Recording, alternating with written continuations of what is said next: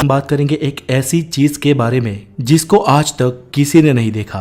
जी आज हम बात करेंगे स्ट्रॉम आई या एक भवंडर की आंख के बारे में। दोस्तों ये भवंडर या स्ट्रॉम दुनिया के कई हिस्सों में हर साल आते रहते हैं।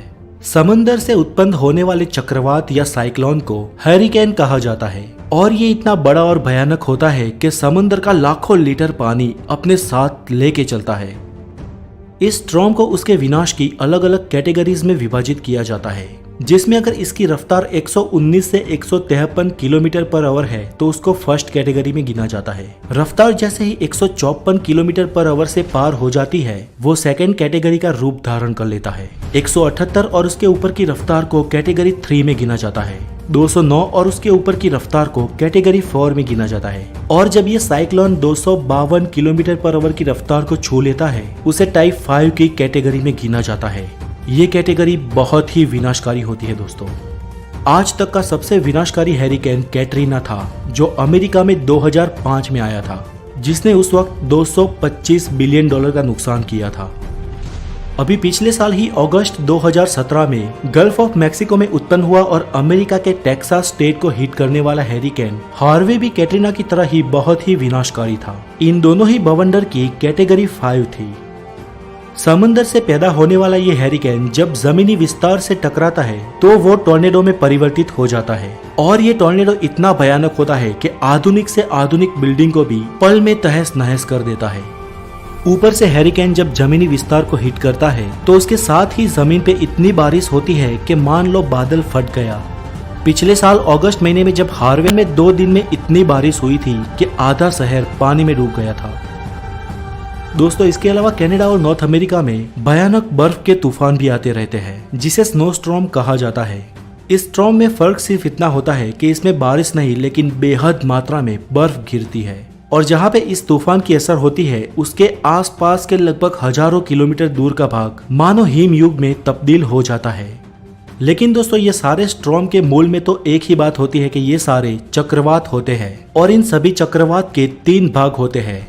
एक तो होता है इन चक्रवातों की वॉल, दूसरा उसके मध्य का या बीच का भाग और तीसरा उसकी आंख। दोस्तों कहा जाता है कि आज तक किसी चक्रवात या स्टॉर्म की आई किसी ने भी नहीं देखी। अगर आप उसके आसपास हेलीकॉप्टर से भी जाओ तो भी इसकी असर इतने किलोमीटर दूर तक होती है कि वो हेलीकॉप्टर को भी नुकसान करेगा।